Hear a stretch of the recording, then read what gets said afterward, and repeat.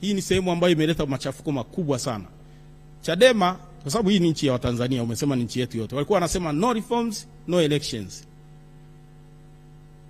Lakini kwa upande wa pili pia inasemekana hata baadhi ya reforms zilizofanyika hawajawahi kuzikiri sehemu yoyote. Kwa mfano, wakurugenzi kutosimamia uchaguzi, mgombea binafsi, mgombea kupita bila kupingwa, kuunda tume huru ya taifa ya uchaguzi, kuunda sheria mpya ya uchaguzi wa rais, wa bunge na madiwani. Sasa kama serikali ni kweli hamjawahi kufanya reforms na ndio maana hawakushiriki uchaguzi, hilo unaweza ukatusaidia. Mwisho, kuna debate kwangu mimi. Kuna debate inayozunguka sana kwamba katika maandamano, umesema sio maandamano. Kwa kweli ukiangalia